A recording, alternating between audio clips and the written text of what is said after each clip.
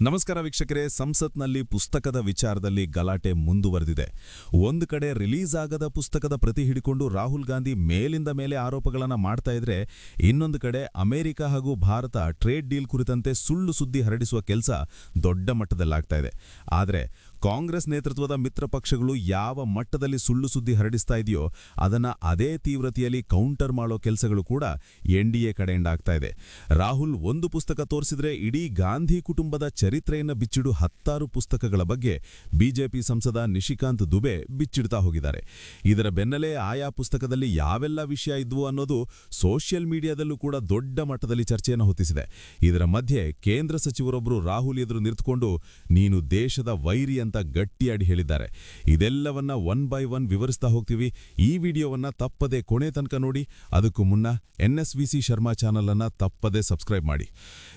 ಕಳೆದ 11 ವರ್ಷಗಳಿಂದ ಕಾಂಗ್ರೆಸ್ ಒಂದಾದ ನಂತರ ಒಂದು ಅಸ್ತ್ರಗಳನ್ನ ಮೋದಿ ಸರ್ಕಾರದ ಮೇಲೆ ಬಿಡ್ತಾನೆ ಇದೆ. ಆದರೆ ಅದು ಯಾವುದರಲ್ಲೂ ಯಶಸ್ವಿ ಆಗಿಲ್ಲ ಅನ್ನೋದು ಕಾಣಿಸ್ತಾ ಇದೆ. ಮೋದಿ ಸರ್ಕಾರದ ಮೇಲೆ ಆರೋಪ ಮಾಡೋದೇ ತಪ್ಪು ಅಂತ ಯಾರೂ ಹೇಳ್ತಾ ಇಲ್ಲ. ಆದರೆ ಮಾಡೋ ಆರೋಪದಲ್ಲಿ ಒಂದ್ ಸ್ವಲ್ಪ ನಿಜ ಇತ್ತು ಅಂದ್ರೆ ಜನರು ಅದರ ಬಗ್ಗೆ ಯೋಚಿಸ್ತಾ ಇದ್ರು, ವಿಮರ್ಶೆ ಮಾಡ್ತಾ ಇದ್ರು, ರಾಹುಲ್ ಕಡೆಗೆ ಸೀರಿಯಸ್ ಆಗಿ ಗಮನ ಹರಿಸ್ತಾ ಇದ್ರೇನು. ಆದರೆ ಆರೋಪಗಳಲ್ಲಿ ವಿಚಾರಕ್ಕಿಂತ ಅಜೆಂಡಾಗಳೇ ಎದ್ದು ಕಾಣಿಸ್ತಾ ಇರೋದು ರಾಹುಲ್ಗೆ ಮಾತ್ರವಲ್ಲದೆ ಇಡೀ ಕಾಂಗ್ರೆಸ್ಗೆ ದೊಡ್ಡ ಹಿನ್ನಡೆ ಆಗ್ತಾ ಇದೆ. ಅದರಲ್ಲೂ ಒಂದು ವಿಚಾರ ರಾಹುಲ್ ಕಡೆಯಿಂದ ಬರ್ತಾ ಇದ್ದ ಹಾಗೆ ಇಡೀ ಎಕೋಸಿಸ್ಟಮ್ ಒಂದೇ ರೀತಿಯ ವಿಚಾರಗಳನ್ನ ಒಂದೇ ಸಮಯದಲ್ಲಿ ಎಲ್ಲ ಸೋಷಿಯಲ್ ಮೀಡಿಯಾಗಳಲ್ಲಿ ಹರಿಬಿಡ್ತಾ ಇರೋದನ್ನ ನೋಡ್ತಾ ಇರೋ ಜನರು ರಾಹುಲ್ ಕಡೆಯಿಂದ ಏನೇ ಬಂದ್ರೂ ಅದು ಪ್ರೊಪಗ್ಯಾಂಡಾ ಹಾಗೂ ಟೂಲ್ ಕಿಟ್ ಅಂತ ಅಂದ್ಕೊಡ್ತಾ ಇದ್ದಾರೆ. ಈಗ ಬಿಡುಗಡೆ ಆಗದ ಪುಸ್ತಕ ಹಿಡಿದು ಆರೋಪ ಮುಂದುವರಿಸಿದ್ದಾರೆ. ಆದರೆ ಇದೇ ಹೊತ್ತಲ್ಲಿ ರಾಹುಲ್ಗೆ ದೊಡ್ಡ ಮುಖಭಂಗ ಆಗಿದೆ. ಅದನ್ನ ಮೊದಲು ಹೇಳಿ ನಂತರ ಪುಸ್ತಕದ ವಿಚಾರದ ಕಡೆಗೆ ಹೋಗ್ತೀವಿ. ಒಂದು ಕಡೆ ಪುಸ್ತಕ, ಇನ್ನೊಂದು ಕಡೆ ಮೋದಿಯನ್ನ ಟಾರ್ಗೆಟ್ ಮಾಡ್ತಾ ಇದ್ದಾರೆ ಅನ್ನೋದನ್ನ ಹೇಳಿದ್ವಿ. ಸಂಸತ್ನಲ್ಲಿ ಇಂದು ಮೋದಿ ಕಾಂಪ್ರಮೈಸ್ಡ್ ಅನ್ನೋ ಇಂಡಿ ಆರೋಪ ಮುಂದುವರೆದಿತ್ತು. ಸಂಸತ್ ಮೆಟ್ಟಿಲಿನ ಮೇಲೆ ಕುಳಿತು ಈ ಬ್ಯಾನರ್ ಹಿಡಿದು ಕಾಂಗ್ರೆಸ್ ನಾಯಕರು ಘೋಷಣೆ ಹಾಕ್ತಾ ಇರ್ತಾರೆ. ಆ ಗುಂಪಲ್ಲಿ ರಾಹುಲ್ ಗಾಂಧಿ ಕೂಡ ಇರ್ತಾರೆ. ಈ ವೇಳೆ ಕೇಂದ್ರ ಸಚಿವ ರಣವೀರ್ ಸಿಂಗ್ ಬಿಟ್ಟು ಅಲ್ಲಿಗೆ ಬಂದಿದ್ದಾರೆ. ಅವರನ್ನ ನೋಡಿ ರಾಹುಲ್ ಬಂದ ನೋಡಿ ದ್ರೋಹಿ, ಮೋಸಗಾರ ಅಂತ ಹೇಳಿದ್ದಾರೆ. ಇದಕ್ಕೆ ತಿರುಗೇಟು ನೀಡೋ ಬಿಟ್ಟು ನಾನಲ್ಲ ನೀನು ಈ ದೇಶದ ಶತ್ರು ಅಂತ ನೇರವಾಗಿ ಹೇಳಿದ್ದಾರೆ. ಇದನ್ನ ಕೇಳಿ ರಾಹುಲ್ ತಬ್ಬಿಬ್ಬಾದ್ರೆ ಉಳಿದವರು ಕೂಗಾಟ ನಡೆಸಿದ್ದಾರೆ. ಈ ವಿಡಿಯೋ ಎಲ್ಲಾ ಕಡೆ ವೈರಲ್ ಆಗ್ತಾ ಇದೆ. ನಂತರ ಈ ಬಗ್ಗೆ ಬಿಟ್ಟು ಕ್ಲಾರಿಟಿ ಕೂಡ ಕೊಡ್ತಾರೆ. ನನ್ನನ್ನ ದ್ರೋಹಿ ಅಂತ ಕರೆಯೋದಕ್ಕೆ ರಾಹುಲ್ಗೆ ಯಾವ ನೈತಿಕತೆ ಕೂಡ ಇಲ್ಲ. ನಮ್ಮದು ಆರ್ಮಿ ಫ್ಯಾಮಿಲಿ. ನನ್ನ ಅಜ್ಜ ಹುತಾತ್ಮ ಸರ್ದಾರ್ ಬೇಂಟ್ ಸಿಂಗ್ ಇಂಡಿಯನ್ ನ್ಯಾಷನಲ್ ಆರ್ಮಿಯಲ್ಲಿ ಸೇವೆ ಸಲ್ಲಿಸಿದ್ದವರು. ಕಾಂಗ್ರೆಸ್ನ ಸಿಖ್ ವಿರೋಧಿ ನಡೆಯಿಂದಾಗಿ ಅವರು ಮರಣ ಹೊಂದುವಾಗಾಯಿತು. ಒಂದು ಕಾಲದಲ್ಲಿ ನಾನು ಕೂಡ ಕಾಂಗ್ರೆಸ್ನಲ್ಲಿದ್ದೆ. ಈಗ ಬಿಜೆಪಿಗೆ ಬಂದಿದ್ದೇನೆ. ಅವ್ರ ಜೊತೆ ಇದ್ದಾಗ ನಾನು ಒಳ್ಳೆಯವನು. ಈಗ ಬಿಜೆಪಿಗೆ ಬಂದ್ಮೇಲೆ ದ್ರೋಹಿಯಾಗೋದಾದ್ರೆ ಇದು ಯಾವ ರೀತಿಯ ನ್ಯಾಯ ಅಂತ ಪ್ರಶ್ನೆ ಮಾಡಿದ್ದಾರೆ. ಅಲ್ಲದೆ ಇದೆಲ್ಲವೂ ಶುರುವಾಗೋದು ರಾಹುಲ್ ಗಾಂಧಿ ಬಿಟ್ಟುಗೆ ಶೇಕ್ ಹ್ಯಾಂಡ್ ಕೊಡೋದಕ್ಕೆ ಹೋದಾಗ ಬಿಟ್ಟು ಅದನ್ನ ತಿರಸ್ಕಾರ ಮಾಡಿದ್ದಕ್ಕೆ. ಇದರ ಬಗ್ಗೆ ಕೂಡ ಬಿಟ್ಟು ಚಾಟಿ ಬೀಸ್ತಾರೆ. ತಾವು ಯಾಕೆ ರಾಹುಲ್ ಜೊತೆ ಶೇಕ್ ಹ್ಯಾಂಡ್ ಮಾಡಿಲ್ಲ ಅಂದ್ರೆ ದಿನ ಬೆಳಗಾದ್ರೆ ರಾಹುಲ್ ದೇಶದ ವಿರುದ್ಧ ಮಾತಾಡ್ತಾರೆ, ಭಾರತೀಯ ಸೇನೆ ವಿರುದ್ಧ ಮಾತಾಡ್ತಾರೆ. ಅವರ ಇಡೀ ಫ್ಯಾಮಿಲಿ ಸಿಖ್ ಧರ್ಮದ ವಿರುದ್ಧ ದ್ವೇಷ ಹೊಂದಿದ್ದವರು. ತಲೆ ಮೇಲೆ ಸಾಂಪ್ರದಾಯಿಕ ಪಗಡಿಯನ್ನ ಧರಿಸಿರೋ ನಾನು ಇಂಥ ದೇಶ ವಿರೋಧಿ ಹಾಗೂ ಸಿಖ್ ವಿರೋಧಿ ಜೊತೆಗೆ ಶೇಕ್ ಹ್ಯಾಂಡ್ ಮಾಡೋದು ಸರಿ ಅನಿಸ್ಲಿಲ್ಲ, ಅದಕ್ಕೆ ಮಾಡಲಿಲ್ಲ ಅಂತ ಹೇಳಿದ್ದಾರೆ. ಇದು ರಾಹುಲ್ಗೆ ಇನ್ನಷ್ಟು ಮುಖಭಂಗವನ್ನ ತರಿಸ್ತಾ ಇದೆ.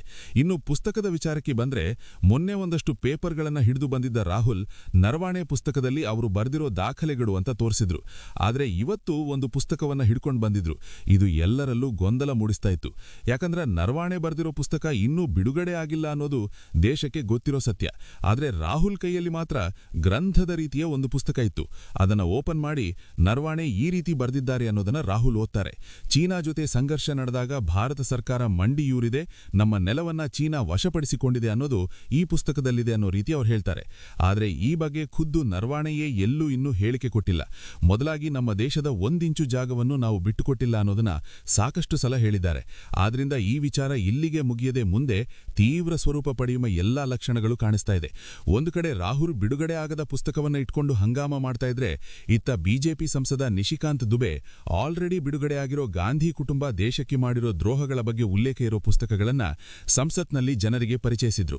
ಮೊನ್ನೆ ಅಷ್ಟೇ ಒಂದಷ್ಟು ಪುಸ್ತಕಗಳ ಹೆಸರನ್ನ ಹೇಳಿ ರಾಹುಲ್ ಅನ್ನ ಸೈಲೆಂಟ್ ಮಾಡಿದ್ರು.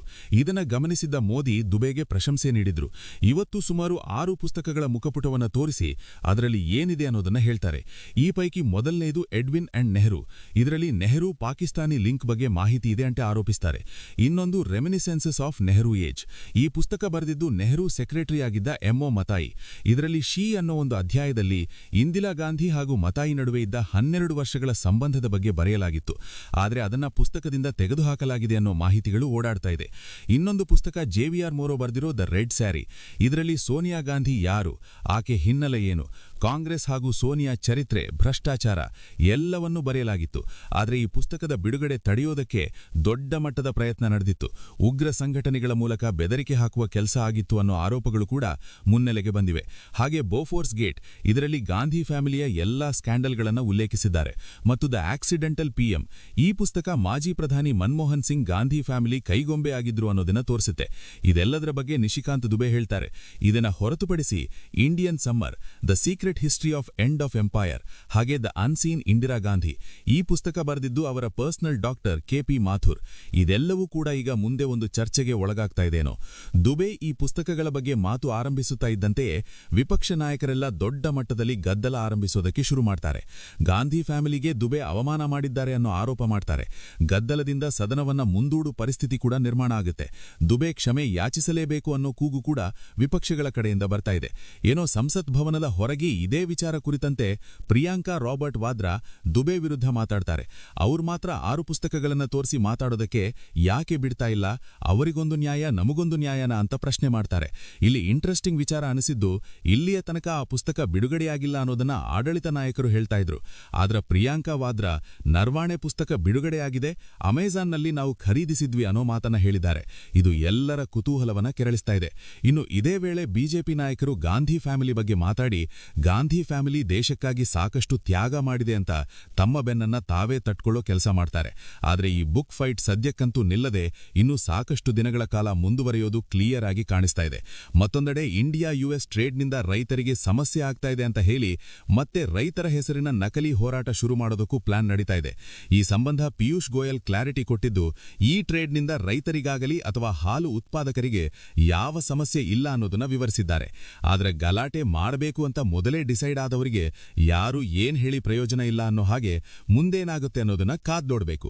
ಈ ಬಗ್ಗೆ ನಿಮ್ಮ ಅಭಿಪ್ರಾಯವನ್ನ ತಪ್ಪದೆ ಕಮೆಂಟ್ ಮೂಲಕ ತಿಳಿಸಿ.